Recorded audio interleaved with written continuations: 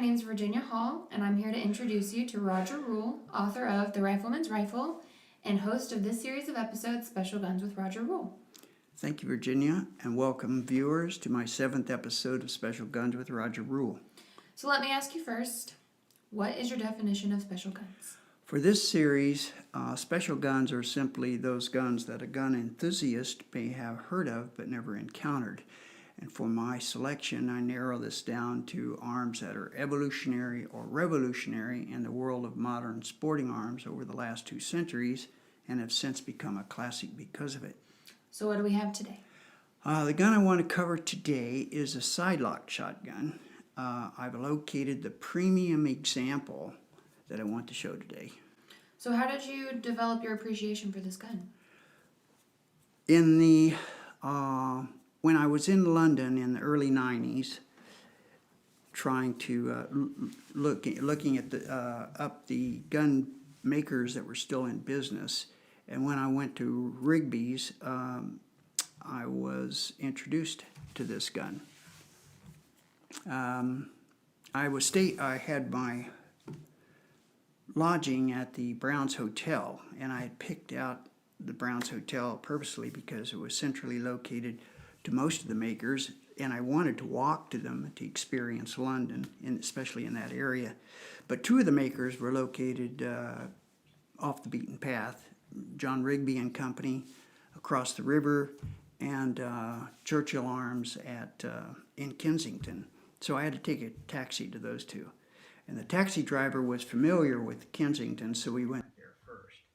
When we got to the address, there was a great big sign, Churchill Arms, that had guns on it. And as I started to get out of the cab, the driver said, "I think this is a pub." And it was. Turned out it's no longer the maker, it was a pub. And they kept the same name. And the worst thing about it was it's closed. But we went on to Rigby, and I was given a tour of Rigby by David Marks, the then director, and I reported main reason for being there was their rifles, because that's what they're known for. And I reported this in our episode 2, but what I didn't report in our episode 2 was that I went by this impressive wall of shotguns. It was double-barreled shotguns, side-by-side shotguns, probably 30 shotguns, all brand new, shiny guns. And I said, wow, to David, wow, I didn't know Rigby was this much into the manufacture of shotguns these days. And he said, these are not Rigby's. And then he's added, Rigby still makes their guns for their customers that want them, but these are Arrizabalagas. And I'd never heard of them. And he could probably read that on my face, because he came back with, well, Arrizabalagas are made in Spain, but they're the best gun made in Spain, and there's no better gun made in London. And we can sell them for 16,000 pounds instead of 65,000 pounds. When was that? It was in 1993. What would that be today in US dollars? Well, a British pound then was equal to about $1.65, and I looked it up for this episode, knowing we might cover it. I did an inflationary chart, and the equivalent would be $26,000 today. But I believe the new MSRP is $27,300. So they probably increased because of their glowing reputation, which we're going to cover in a moment. Or they may have just increased, or my calculation may have been off too. But you've never heard of them? No, I hadn't. And David Marks had read me correctly that I had not heard of them. I had heard of AYA and Arietta, two Spanish makers that names start with A's. But I repeated aloud Arrizabalaga because I wanted to remember it. That was a hard thing to pronounce for this Midwestern raised boy. But I wasn't much into shotguns in 1993, but I had been earlier in my life, and I tried to brand that name in my brain, Arrizabalaga, because when I thought I was getting told a kind of a secret that my friends back home didn't know. When I returned to the U.S., I learned that the Double Gun Journal had published a special article on Arrizabalaga in 1990 entitled The House of Pedro Arrizabalaga by Don Hardin. So were you able to locate this article for this episode? Yes, fortunately, at the time, I located it then. I had a collection of that fine periodical, Double Gun Journal, so I looked up my copy. I'm going to read an excerpt from the Double Gun Journal, Volume 1, Issue 3, article entitled The House of Pedro Arrizabalaga by Don Hardin. And I quote, Arrizabalaga is a custom maker. Some have termed the house the Purdy of Spain, due to the conservative approach to the trade. All guns are sold before they are started. An average, this is less than 200 guns a year, with 9 artisans plus the head engraver. The customer may choose from Holland & Holland, Purdy, or Boss engravings. The style of rib, forearm, and action coloring are individually chosen. The wood is selected for the gun dependent on color and metal finish contrast. Wood is grown in the Pyrenees Mountains and is the same as the French walnut grown across the border. Engraving is extremely well done, and I'm still quoting Mr. Hardin in first person here. I got the impression that the worker at Pedro Arrizabalaga felt that the gun he was producing was the best available. I agreed so much that I now own 2 guns from the house of Pedro Arrizabalaga. Close quote. So that was published about 3 years before I saw those guns at Rigby, and as I've said, I had not known of the article nor the gun maker. If all that weren't enough, here's why I chose this gun today. There are many gun writers out there that label either the London-made Purdy double gun or the London-made Holland & Holland Royal as the best double gun in the world. I would say that of all the articles I have read, the edge might go to Purdy, but even those folks who list Purdy first usually list the Holland & Holland Royal second. What I had discovered from reading about Arrizabalaga is that they only build one grade of gun, a best gun. And mechanically, they build all of their guns as traditional Holland & Holland Royal type sidelock with H&H self-opener mechanism, H&H hand detachable double seared sidelocks, H&H Southgate automatic ejectors, and like Holland & Holland, all the other best quality internal components, which include intercepting sears, bush strikers, gas escape valves, auto safety, chopper lumper, demi-block chrome line barrels. These are features generally found on not only on Holland & Holland Royals. Similar features of quality like this are found on Purdy and Boss double guns, but all of these cost 4 to 5 times as much. So this example we have today is like a Holland & Holland Royal? The odd thing about this gun here today is that we have one of these Arrizabalagas, which is a virtual copy of a Holland & Holland Royal in its mechanism and quality, yet it's been engraved in the renowned Purdy style. This gun could not be a better example of the best sidelock double-barreled shotgun for our purpose here today. It fits in perfectly. If you watched our last episode, you know that William M. Scott, son of the founder of W&C Scott & Son, was the designer and patent holder of the first hammerless sidelock shotgun in 1878. And to make it easy to understand for those who did not know what a sidelock shotgun is, I made the comparison that the shotgun with 2 hammers is in that episode was like a sidelock if you remove the locks with the hammers and replace them with locks that had internal strikers. Easier said than done, but that's what William M. Scott worked out. I remember him. He was a very clever guy. After his initial invention of the hammerless sidelock, some companies paid him royalties to use the patent. Holland & Holland, Cogswell & Harrison, there were others. Those companies went on to modify and make improvements for their own designs by 1880 with the improvement of Frederick Beasley's patent for the self-opening action for Purdy.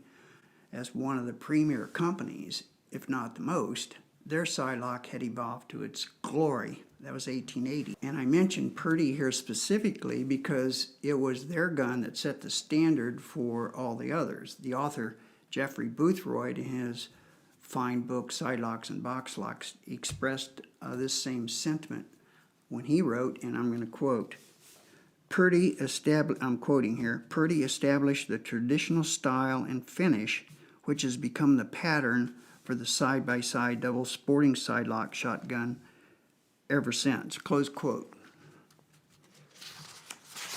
On the other hand, the maker of Holland & Holland Royal, which this Arrizabalaga emulates, was more into the rifles in the early 1880s, going on to develop their famous cartridges with belted cases. In 1885, however, for their shotguns, Holland did register their name Royal, but that early gun was much different from the later Royals.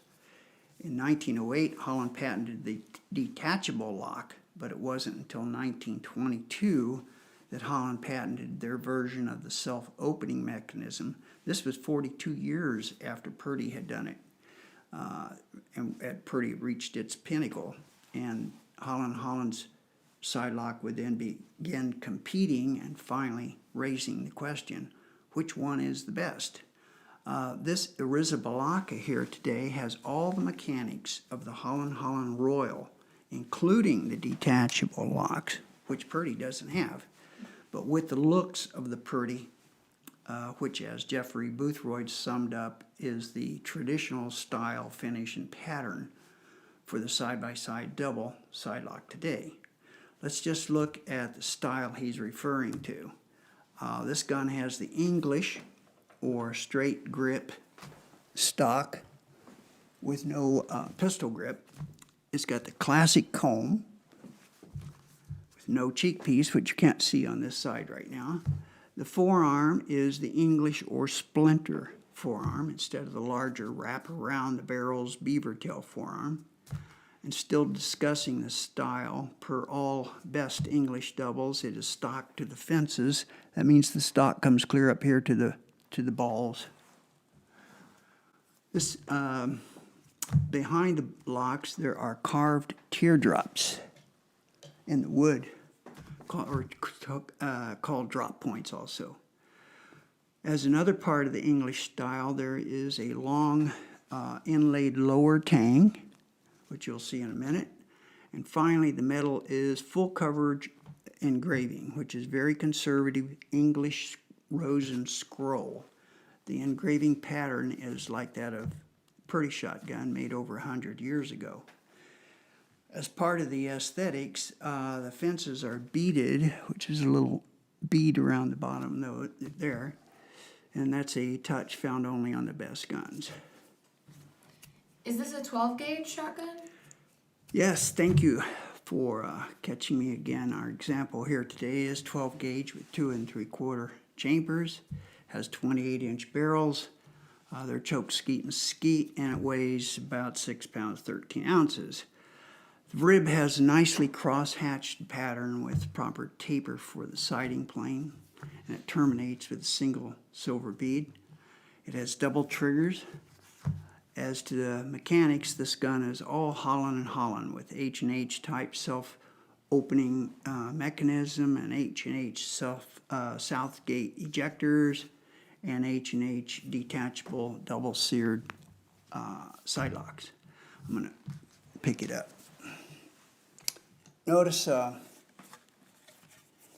little lever for the detachable locks that's on this side. Show it to you too.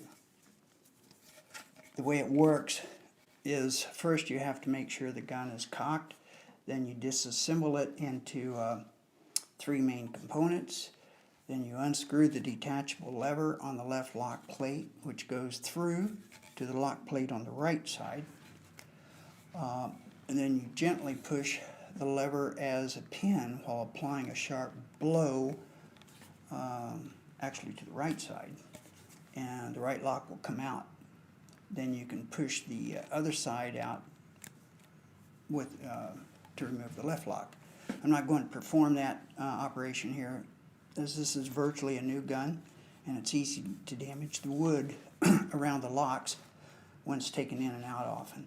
I will turn the little lever so you can see how that unscrews. It just turns around, it becomes a screw. This is like the head of a screw.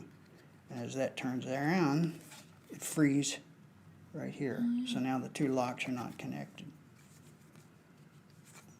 And you can take those locks out. But you can see a complete demonstration for how this is done by Dan Moore on YouTube. We'll put up his YouTube tag on our sidebar here. We're going to check the gun to see if it's unloaded, and you can see that turning the action top lever to the right, the gun pops open by itself.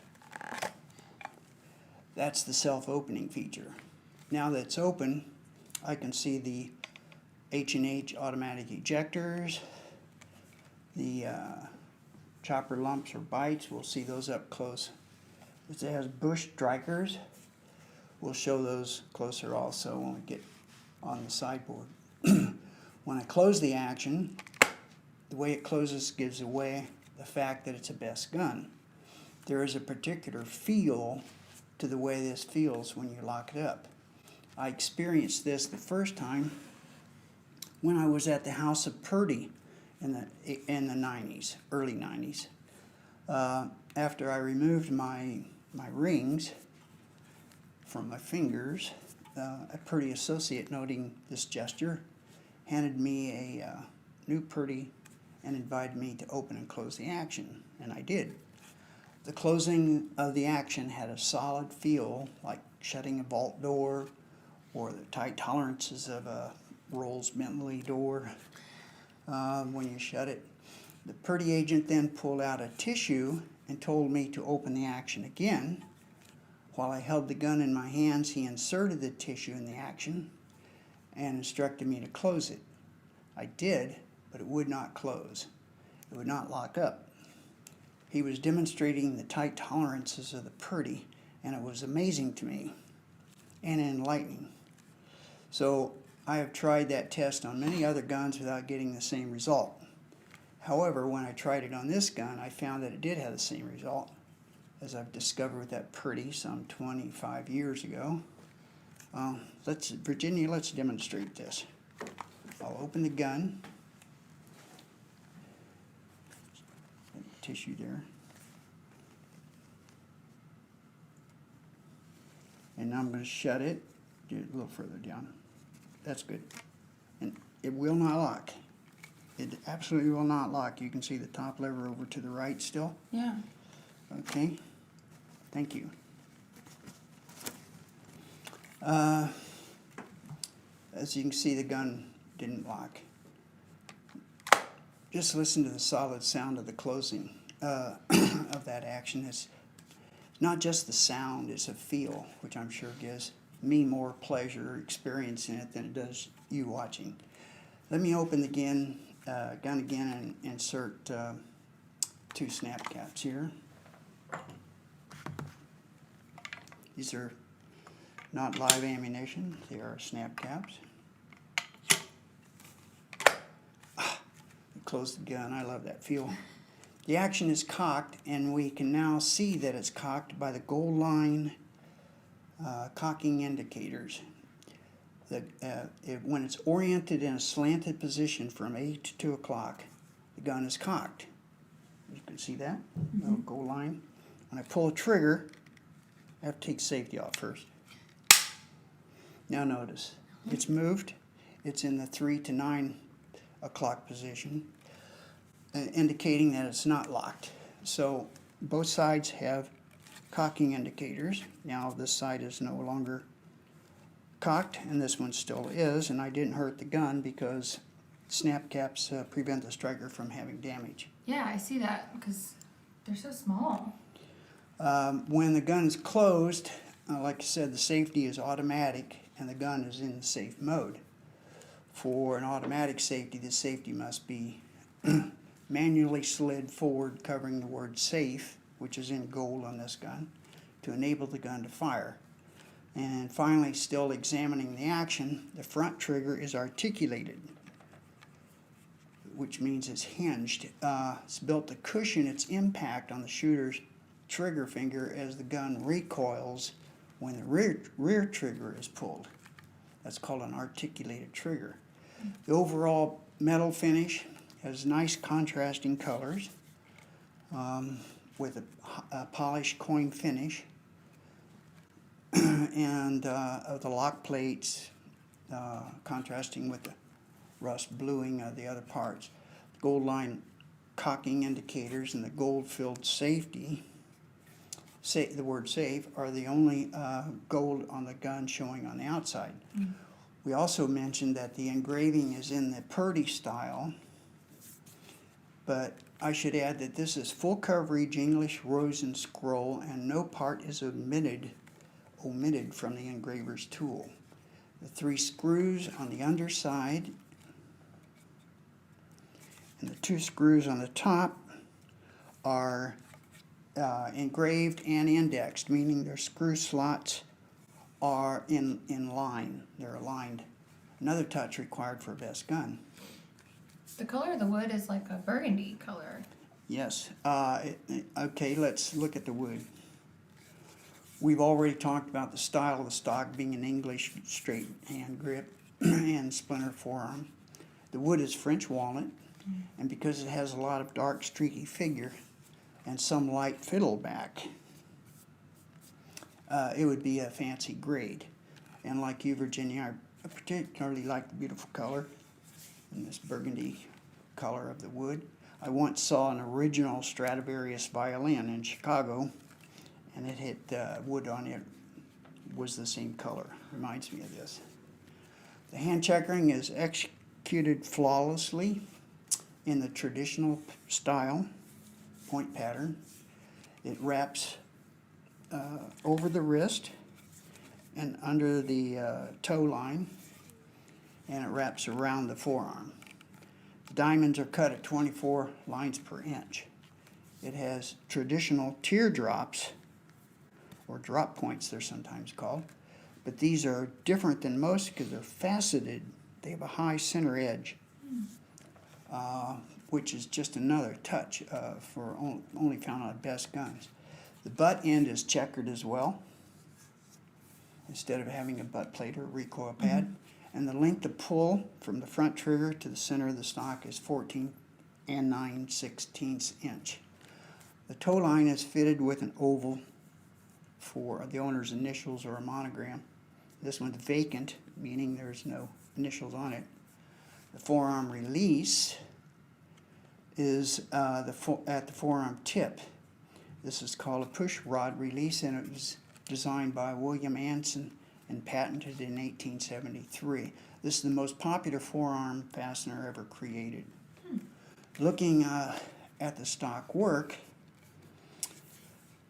gives away the fact that it's the best gun, with the delicate and elegant inlaying of the wood to metal fits. The upper tang, the lower tang, on the underside, actually there's 3 places.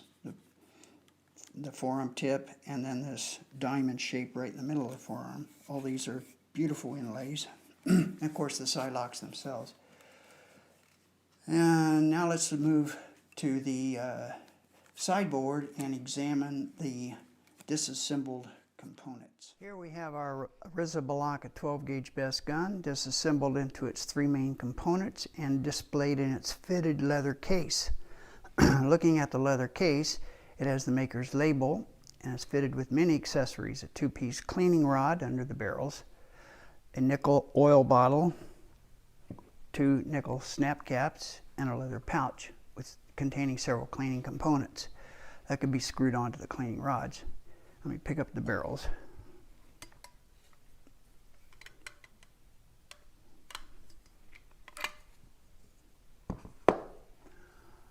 So looking at the barrels first, we see the automatic ejectors, which surround the small extension on the face of the chambers.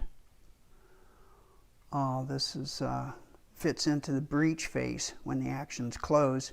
This is actually a third lock, as there is a moving bolt in the breech face that rides over this extension, creating a third top lock, serving the same purpose as a greener cross bolt or a doll's head extension.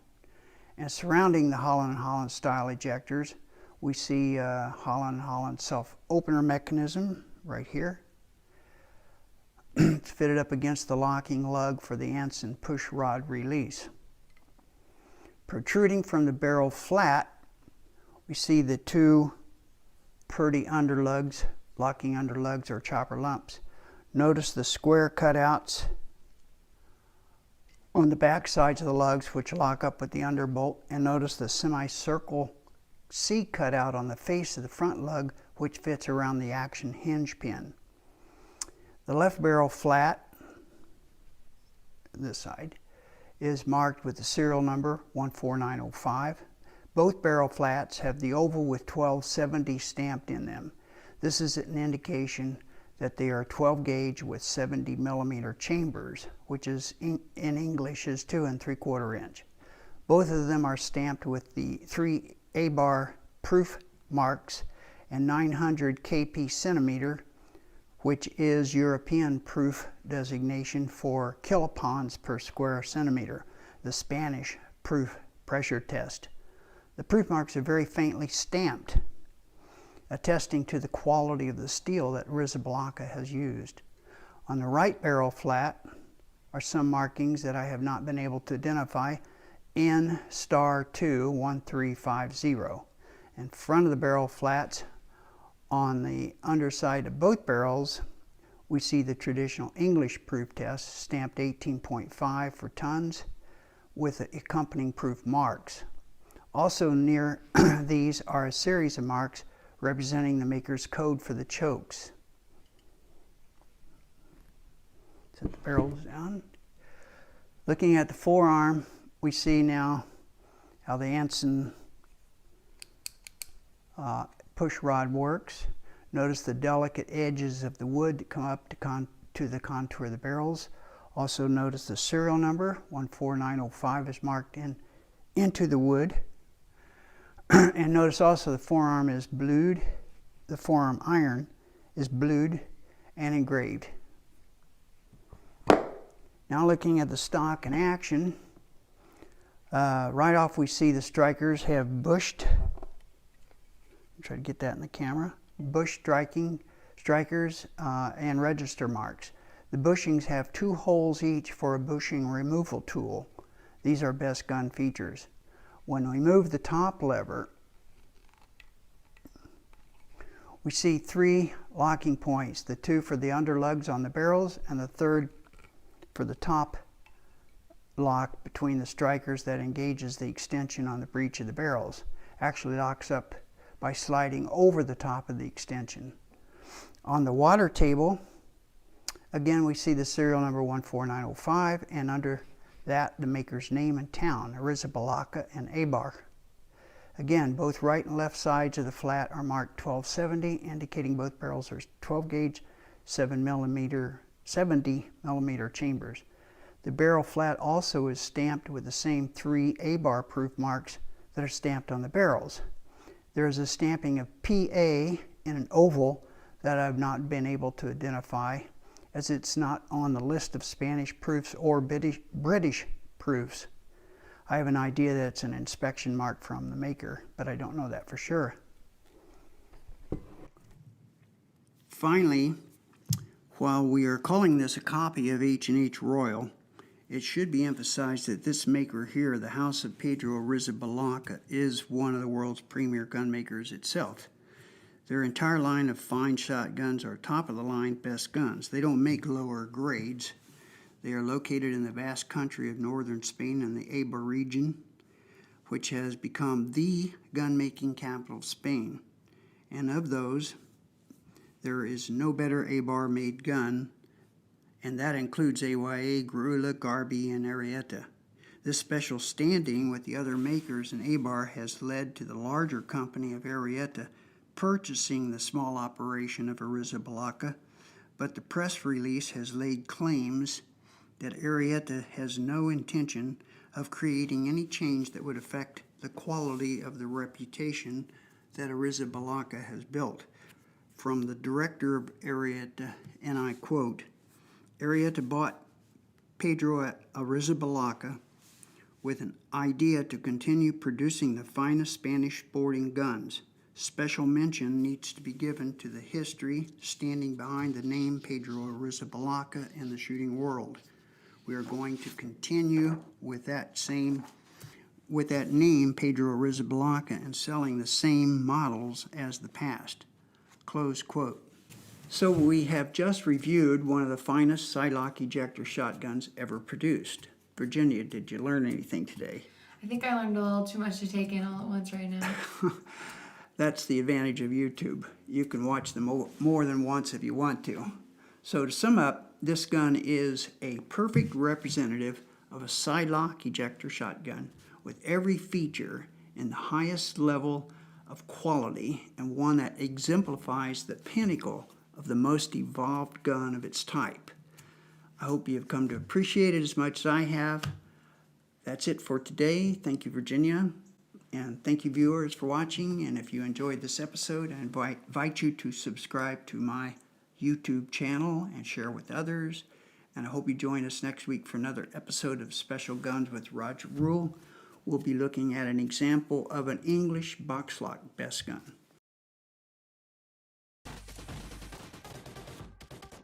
If you want to get involved with these types of guns, I recommend gunsinternational.com. The owners are great people. I know them and have been using their website since they started. I find it the best source for both buying and selling any great collectible gun.